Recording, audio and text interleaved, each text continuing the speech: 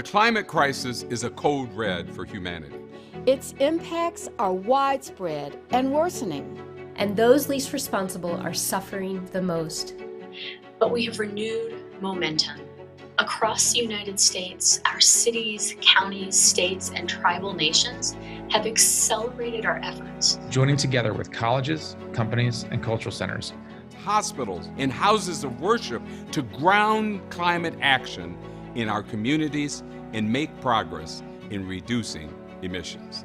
With the full weight of the federal government by our side, we can now go further, faster together. This will be a decisive decade for climate action, but only if we take full advantage of the opportunity in front of us. To transition away from fossil fuels while creating millions of good-paying jobs. To raise wages and to restore ecosystems while we reinvest in our national infrastructure and modernize our energy and transportation systems. We have a blueprint for 2030 and a pathway to cutting emissions in half, which we'll follow while building resilience to climate impacts and investing in communities here and abroad that most need our support. The United States has a historic responsibility to confront the climate crisis, and we all stand to benefit from the opportunities ahead. Cities and counties, states and tribal nations, businesses and investors, colleges and universities, institutions of faith, health, and culture all have a role to play. And will continue to collaborate and partner in pursuit of a just and climate-safe future. The challenge in front of us is too big to sit on the sidelines. We've entered a new era of climate action. It's all hands on deck. And everybody in. America is all in. Is all in. Is all in. Is all in. Is all in.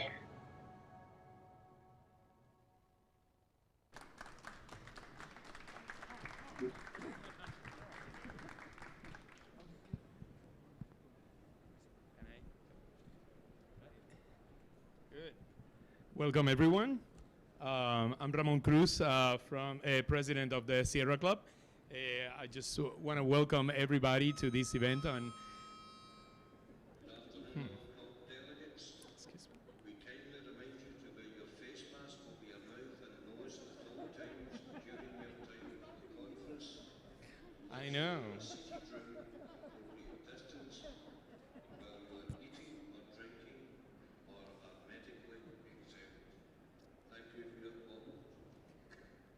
Okay, we continue. Welcome, everybody. So to this event on climate action in the United States. I'm Ramon Cruz, president of the Sierra Club.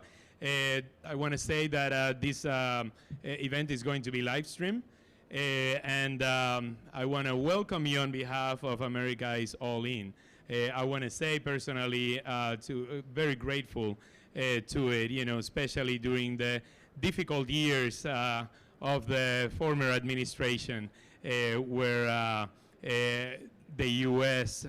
lost visibility and space in these negotiations and these forums. America is All In actually was a hopeful and breathing space for that, and it's a game changer to have an administration and a Congress that it's actually instead of opposing that, to be involved in this again and retaking global leadership. And for us that instead of spending a week every week suing the administration, is great to collaborate, with Congress. So yeah, please. And when I want to thank the representatives from the class of 2018. We of course have a very important task, and all of you are very important to be sure that there's other 5 seats that are supportive next week. So we count on all of you, and the eyes of the world is actually on all of you. So thanks for that. I want to introduce then our 5 speakers here. Representative Neguse. I don't know if you remember, but we have an op-ed together, and cheerful of the Civilian Climate Corps, Representative Escobar, Representative Casten.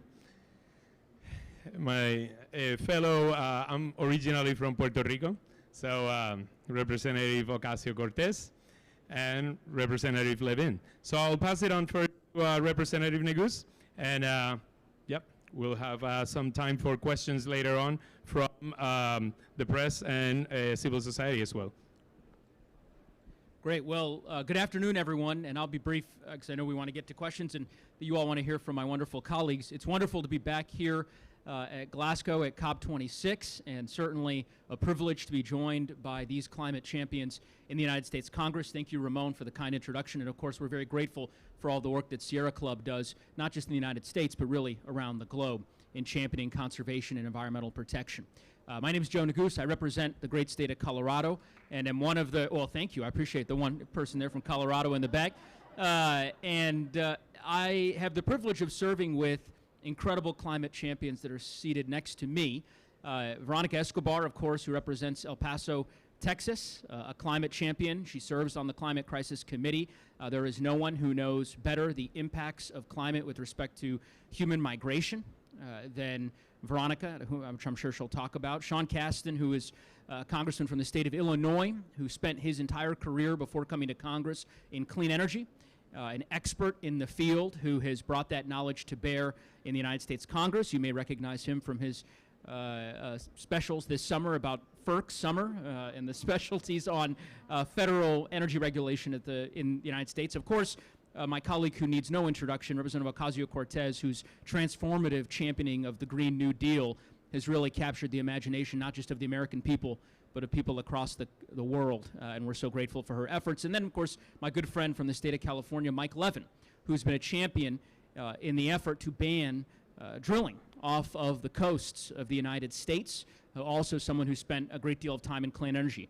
We all have two things in common. We all care a great deal about climate, and we all were elected in 2018 on a platform of protecting our planet and ultimately fighting climate change. And we're here to send the message that America is all in. Many of us were here 2 years ago, not in Scotland, but here at COP25 in Madrid, when, as Ramon mentioned, the winds were perhaps blowing a little bit differently in the United States as a result of the prior administration. But our message then was that we were still in, to send the message that the United States was still very much committed to being a global leader. And I must say, what a difference 2 years has made to be back now at COP26, to hear President Biden talk in such a compelling fashion about the need for climate action, the fact that the United States actually has a booth, an official booth here at COP26, unlike COP25, and of course, civil society, university, individuals, nonprofits, government leaders at the subnational level, all of whom are here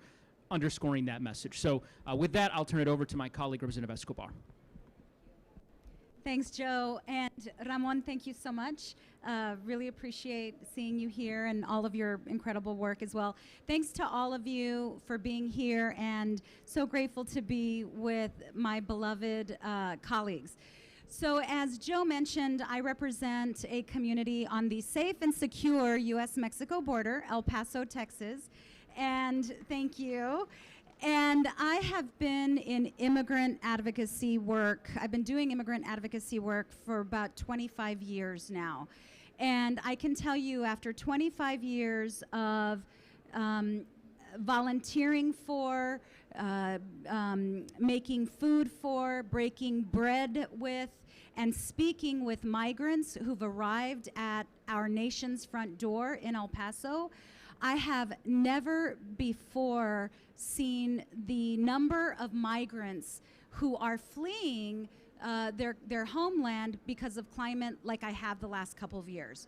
And more migrants are now talking about the fact that they can't grow their food anymore on land that has been in their families' hands for generations. They are fleeing hurricanes, they're fleeing drought. And so one of the messages that I have been delivering to colleagues and to the American public and to journalists is, if we think that the migrant situation that we are seeing today in America is bad, it is going to become exponentially worse over the next several years, and it will only continue to grow. The humanitarian crisis will only continue to grow exponentially, which is a significant part of the urgency here. So, we've got to make sure that we understand that inaction over the last few decades has fueled much of what we are seeing today. And so we can no longer sit on our hands as global leaders. And I'm very, very proud of the work that my colleagues and I have put into two pieces of legislation. Of course, the Bipartisan Infrastructure Bill, which we passed late last week, and more importantly, the Build Back Better Act, both of which are critical to President Biden's commitment here, and his commitment not just to the country but to the globe. Those two pieces of legislation represent $1 trillion that America brings to the table to addressing the climate catastrophe unfolding before our very eyes. But it's not enough, even a sum that significant, and the action as urgent as we are taking this year, still not enough. And there's much we have to do to prepare for what is ahead as a result of those decades of inaction. I want to mention one more quick thing, and then I'll pass the microphone over to my colleague. I have the privilege of serving on the House Armed Services Committee, and our military installations can be true vehicles for transformative change. And I'm very proud of the work that we're doing, the House Democrats have done, and Senate Democrats, to ensure that our National Defense Authorization Act is infused with climate priorities, because our military installations do more than just protect the national defense. They also have a significant carbon footprint, and we can change that. And so I'm very proud of the work that I've done and that my colleagues have done in the House Armed Services Committee. We really do have to approach this from a whole of government approach, which is what the Biden administration is doing. Every avenue possible needs to be an important avenue for protecting our climate. So thank you all so much. I'll pass it over to Sean Casten. Thank you. I'm so happy to be here and so proud to be a member of this class. When we got sworn in, the headlines was we were the most racially diverse, gender diverse, sexuality diverse. Not often noted, we are also the best looking class to ever get elected to Congress. But I say that sort of seriously because of course the last part, when I was first running, there was a newspaper who said, it was sort of like a gotcha question. They said, can you say 3 nice things about President Trump? And I said, well, he's responsible for kicking off the Me Too crisis, so we're having that conversation. He inspired a ton of people to get civically engaged, whether from the Women's March or the climate rallies or to run for office. And when I think of a third thing, I'll give you a call. And our class really represented that, of all these people who came from all these different backgrounds. And I pinch myself, I get served with you all.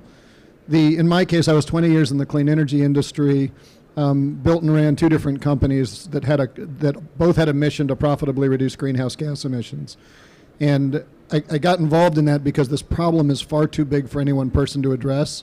But if you can lever your footprint, and that's why we're here, right, to get other people to act. And I had this deep, deep frustration that we have been talking about climate change the wrong way for a long, long time. If you don't burn fossil fuels, there's this awesome thing that happens.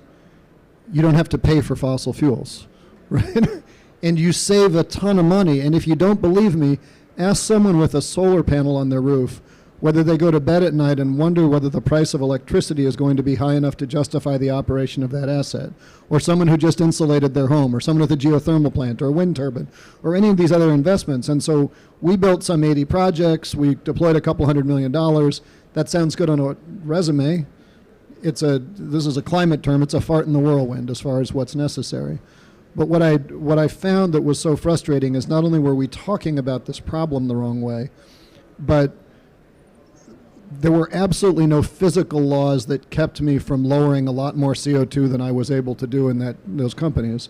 There were no economic laws that kept me from doing so profitably, but there were a whole lot of United States laws that got in the way.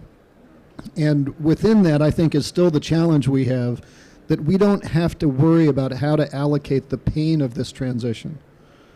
But we do have to be thoughtful about how we allocate the gain, because we're on the cusp of the biggest wealth transfer in the history of our species, from energy producers to energy consumers. And the folks who know what they have to lose will do everything in their power to slow down that loss. And we are, all of us here at this conference, are advocating for the overwhelming majority, I would say 100% of the people on this planet, who want access to cheap and reliable energy. But they don't all know how much they have to gain. So I think our job, is to keep our eye on not that which is politically possible, but that which is scientifically necessary, and make sure we get it done. So I'm grateful to be here. Thanks to all of you. And now we'll hand over to my shrinking violet, lesser-known colleague, Alexandria. Thank you so much, Sean. Thank you. It's a thrill to be here. It's a thrill to be here with my colleagues elected in 2018, and to really present this message that America is back at COP, and on the international stage as a leader in climate action and drawdown. One thing that I think is so exciting about this time is that when we say that the United States is back, it's not just that we're back in the way that the United States was pursuing climate policy before. It is different. And I would argue that it's a fundamentally different approach. Before I even ran for Congress, I was camping out in Standing Rock with the Lakota Sioux protesting the Keystone XL pipeline. And that is where we saw the intersection of indigenous rights, of the militarization of the fossil fuel industry, all of these things, the injustices, as well as, of course, the negative impact that these pipelines have on climate emissions. And at that time, I think we see many institutions say, all right, the folks making policy, we're the serious ones in the room, and we're going to do the best we can. And everyone that's outside protesting is, it's good, but, we're the serious ones. They don't have any plans, right? They don't have any plans. And I think what we saw throughout the uprisings during the Trump era, through the increased sophistication and mobilization of climate grassroots, was an alternative path, an alternative framework for how we can pursue climate justice. And we can move away just from these pure market-based solutions that we saw 10 years ago, where the most ambitious thing we were kind of talking about was maybe cap and trade and carbon taxes, which is not to give short shrift to those proposals, but to say that was almost the extent. That was the height of our ambition, I would say. Two, saying, what if we actually invite the grassroots into policymaking? And what we saw was, of course, that is what informed the framework of the Green New Deal, which said that we can't actually just pursue decarbonization. It has to center a benefit for the working class, for the vulnerable, for frontline communities, people of color, women, underserved communities. And it has to have a justice and jobs focus in order for us to meet our emissions goals. That's what's going to make it politically popular, and that's how we're going to mobilize our economy to meet these aggressive targets. And I think that is really what informed this new frame. And now with the election of President Biden, who during his pursuit of election invited grassroots organizations to the table to inform his climate task force, to inform his presidential policy, we have seen the successful translation of that grassroots frame into federal policy. And so we're seeing now, especially with the Build Back Better Act before Congress, enormous, unprecedented amounts of spending, not just in emissions drawdown, but investments in frontline communities. And Congressman Neguse and I have worked very hard on advancing the Civilian Climate Corps, which is now successfully in the Build Back Better Act, and will seek to mobilize over 300,000 jobs for young people in emissions drawdown and environmental injustice. And so I think we're also here to say that we're not just back, we're different. and we are more just, and we are more open, I think, to questioning prior assumptions about what is politically possible. And that is what is exciting about this time. So with that, I hand it off to my colleague, Mike Levin. Well, thank you very much. I'm Mike Levin. I represent the great state of California in the Congress. Do we have any Californians? There you go. So we've got a few, Joe. You got Colorado in the House. We got a few more Californians. I'll briefly, you probably know California is leading the way on a lot of these initiatives. We've got a path to zero net carbon in the state, a clean energy standard. We led on cap and trade, and we've got a path to all new cars being zero-emission cars by 2035. I'm very proud of all of that. My story is a bit unique in that I represent a congressional district that for the last 2 decades before my service was Republican. In fact, was pretty deeply conservative. And when I decided to run for Congress, you have to pick a ballot designation, and I chose Clean Energy Advocate. And I, much like Sean, had been involved in the clean energy industry for about 10 years. And when I chose Clean Energy Advocate, I remember there was a reporter who wrote a story, and the headline was, "Candidate Gambles His Campaign on Climate." And my response to that is that it was a ludicrous headline because it would be a gamble not to talk about climate, not to talk about the preeminent challenge of our time. So for the last 3 years in Congress, both on the Select Committee for the Climate Crisis and the House Natural Resources Committee, Water, Oceans, and Wildlife Subcommittee, Energy and Mineral Resources Subcommittee, I have dedicated myself, along with my colleagues, to how we can reduce our carbon emissions from the way we move people, the way we move goods, the way we build buildings, the way we generate electricity, the way we grow food. We have to do it all, and we have to do it fast. So I'm excited to be here, not only because of all the policies that my friends have just shared, but also because we can hold our heads high again. 2 years ago, we were in Madrid, and the United States government, under the past administration, was talking about how they could export fossil fuels to the developing world. Today, we're here to say no more. We can do better than that. We all have to achieve significant reductions in emissions if we're going to have any chance at combating what is the greatest challenge that our society maybe has ever faced in the history of the planet. So I'm excited to be in the fight with all of you, and I'll hand it back. Joe, are you going to be the... No, and thank you to the Sierra Club as well. I got to thank the Sierra Club for all their great volunteers. Thank you so much. So we've got time for 3 questions before they have a hard stop at 2:30. We're going to take 2 from the press and then 1 from civil society. So let's try, Lisa. Okay, sure. Sorry. Thank you. Lisa Friedman with the New York Times. Thanks for doing this today. All of you have said America is back, but America has been back before. We've joined and abandoned global climate efforts a couple times now, made promises that fell short. With Democrats still struggling to pass the Build Back Better bill, why should countries believe that this time is different and that the U.S. is going to do something on climate this time around? Thanks.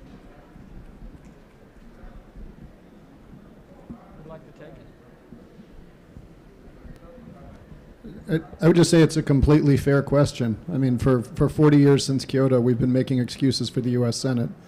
I think we left Washington with the bipartisan infrastructure framework in place, with an agreement with the Senate in principle to go and get the Build Back Better done, and all of us are going to be furious if the Senate drops the ball on this. We have an agreement with them that they've got to get it done, but you're right, because the rest of the world is sitting there and saying we've heard this story before. Your words are beautiful, but we're watching your feet, and I think we're certainly keenly aware of that.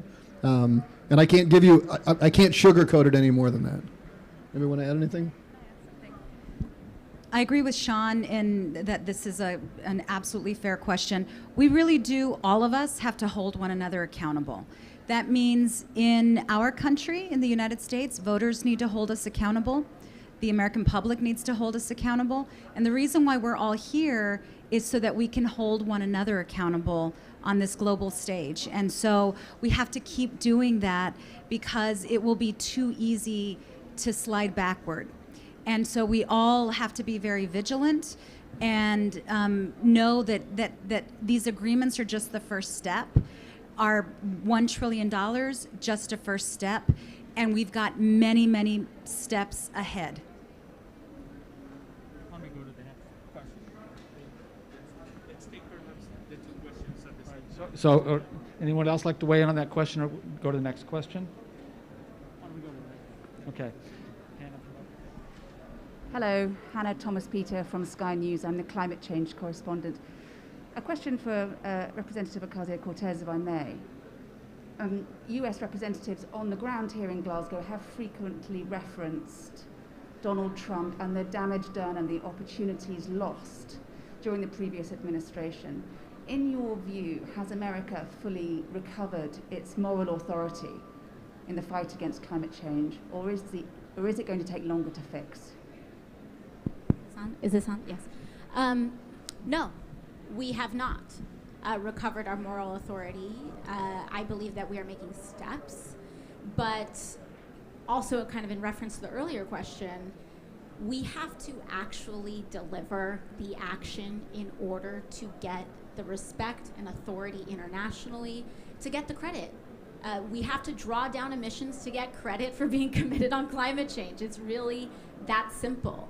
But in terms of can we get this done? What are the stakes here? I do think it's important to note that the president very much has put very high stakes on getting this agenda through. I would argue that even the passage of the bipartisan infrastructure bill, as we know, it took a very long time to get the votes in the House to get that. The votes were secured on a promise for the Build Back Better Act and for a vote on the Build Back Better Act. Now that's staking one's credibility and ability to lead, not just to the world, but internally and domestically, and in one's ability to lead in the future. And so I would say that the stakes that not just the president, but Democratic leadership put in getting this first bipartisan infrastructure bill across the line really dramatically increases the pressure and the momentum, especially when you have members willing to hold their own party accountable on that and call them on that.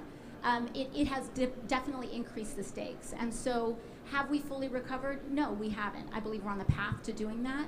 And I believe that I'm going to claim it, when we pass the Build Back Better Act, when we do, we absolutely will then become and regain our position in leading in climate emissions. But there still is more to be done, and that includes the scope of executive actions, additional legislation, and much, much, much more. Great. We have time for one more question from, are you with civil society or press? Yes. I'm not press. Hillary Varnador, U.S. Green Building Council.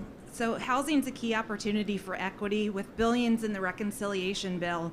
How do we make sure that new housing is also a climate solution, energy efficient, healthy, and resilient for all of the people that you're talking about from El Paso and beyond?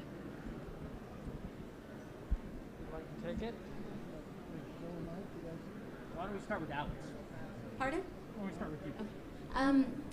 So this is an issue I'm very passionate about. We authored along with grassroots activists, policy experts, and labor, the Green New Deal for public housing. And so the decarbonization of our housing stock is a huge priority, not just our public housing stock, but overall our housing stock. In the Build Back Better Act, we have over $85 billion in investments for public housing, with some of that portion going to decarbonization and increasing the environmental justice provisions in this. In New York City, we have NYCHA. It is a humanitarian crisis of environmental, of an environmental dimension. Children are poisoned with lead, water, paint, etc. And so I think that these investments, as well as the expansion of housing and housing opportunity in the United States, there's very much an intersection here. And Mike, you're from California, where an enormous amount of housing displacement has happened and occurred as a result of wildfires. Well, we have a huge wildfire problem in California, which has been, the last few years, unprecedented. It's now a year-round wildfire season, as opposed to just a few months. But what I will say about California is we also set bold and aggressive standards around solar, where all new development must have solar as part of that development. So I personally think that could be a great national example, and ultimately will pencil out for those homeowners who benefit not only from cleaner energy but lower electricity bills. And I would just simply add 2 points. One, of course, the U.S. Green Building Council has played a pivotal role with respect to decarbonization of buildings, commercial and otherwise, in the United States, and we're grateful for that. I also represent a state that has been hit hard by wildfires. My district was home to the 2 largest wildfires in the history of Colorado, 137 years in our state. Incredibly large wildfires that devastated communities in my district, constituents who were harmed, tragically constituents who lost their lives. And so when we talk about Build Back Better being transformative, it's precisely along the lines of what Representative Ocasio-Cortez and Representative Levin have described, right? The intersection between climate action and the way in which it can transform public housing and a wide variety of other investments. The last point I would say, because I think we're going to be closing now, is to say that Representative Ocasio-Cortez certainly summed up my thoughts, and I suspect many of my colleagues, when she said, it is not a matter of if, but when we pass the Build Back Better Act. We fully intend to get that done. Days before we flew to Glasgow, we passed on a procedural motion advancement of the Build Back Better plan, and as we fly back to the United States later this week, it will be with the intent to finish the job next week. And failure really is not an option. It's certainly not an option for the global community, as has been underscored here at COP26, nor is it an option for the administration or for my colleagues in the Congress. But I will say, having worked with the colleagues seated to my left here for the better part of the last 4 years now, I have every faith and every expectation that we will get it done. And we look forward to coming back to COP27 with news of the drawdown that so many of us have been championing. So with that, we thank you all for taking the time to be with us today. Well, and we want to thank, of course, to our climate champions. This is very reinforcing, for us to hear you and that commitment.